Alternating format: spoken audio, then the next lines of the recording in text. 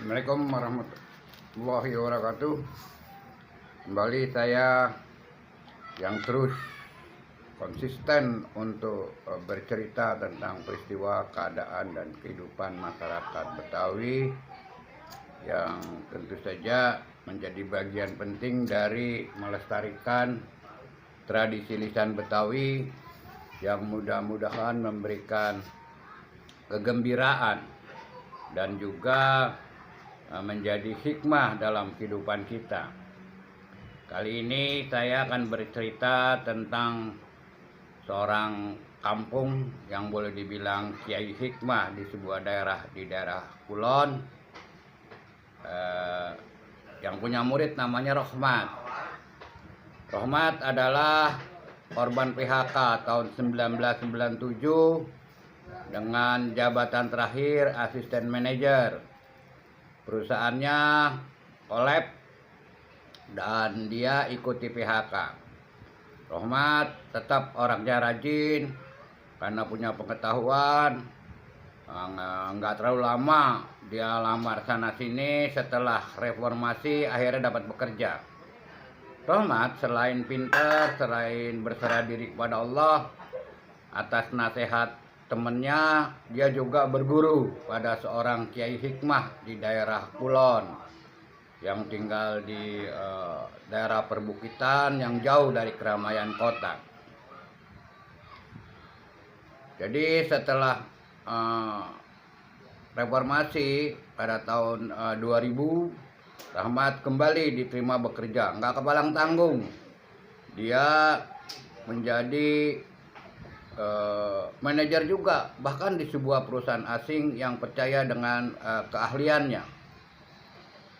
Tentu saja Rohmat orang yang tahu balas budi, dan karena gurunya juga boleh dibilang orang kampung, dia ingin ngajak gurunya berjalan-jalan, ya kan, lihat-lihat keadaan kota. Sebelumnya dia minta gurunya datang ke kantor.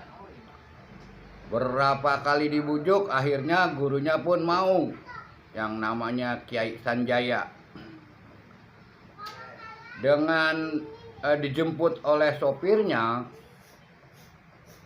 Kiai Sanjaya diajak ke kantornya di bilangan Sudirman lantai 20. Tentu saja buat orang kampung ada yang aneh dengan bangunan tinggi dengan teknologi modern dari perkantorannya. Ketika sampai di depan pintu lobi, supirnya meminta Kiai Sanjaya datang duluan. Pintu ketutup. Begitu dia melangkah dekat, tiba-tiba terbuka. Naon yuk? Ilmu apa yuk? Tapi langsung dipegang, diajak masuk. Kebetulan tuh kantor habis diservis, AC-nya dingin banget. Saha ieu nu gajajal ilmu aing katanya, karena merasa kedinginan dan itu dianggapnya sebuah kiriman gaib. Senyum-senyum sopirnya bilang, ini biasa Kiai, ini mah modern hidupan, ini namanya AC, ruangan dingin. Oh. Kemudian dia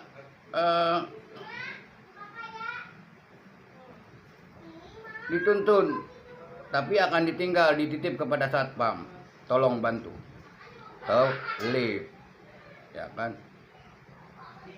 Ki Sanjaya melihat keanehan.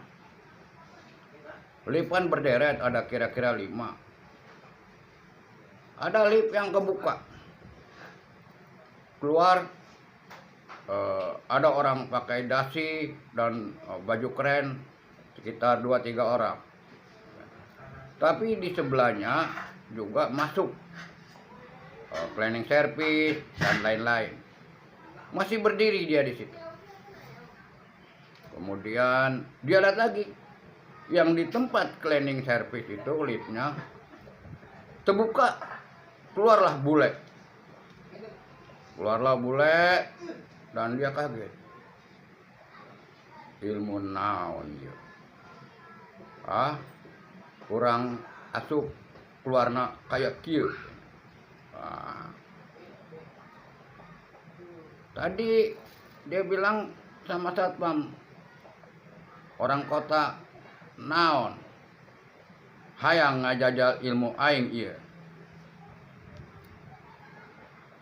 Kemudian kiai itu lama menunggu. Tapi satpam bilang, ayo Ki, ini di lantai 20 tinggi katanya. Lagi-lagi ketika yang tadi orang laki-laki masuk, keluarnya perempuan cakep-cakep ada 6. Aduh, ilmu naon deui ya. Hebat banget orang kota ini ilmuna. Aing keh pasti kalah ilmu orang kota. Ya kan? Ampun Gusti, ilmu naon ya orang kota hebat. Akhirnya dengan dipegangi oleh satpam, Kiai Sanjaya naik ke kantor muridnya si Rohmat ini untuk bertemu. Kembali dalam ruangan dingin banget, ruangan lift, dia pegangan kenceng banget, takut kalah ilmu. Jadi saudara, cerita ini cukup sampai di sini. Inilah cerita asli dari seseorang yang melihat bahwa kebaikannya tetap akan dilaksanakan, diteruskan, dan dia akan terus nanti mengajak gurunya keliling Jakarta yang akan bikin terheran-heran. Ketika ditanya, gimana Kiai? Kata Rohmat, aduh, hebat banget, hebat iya, hebat ilmuna orang kota.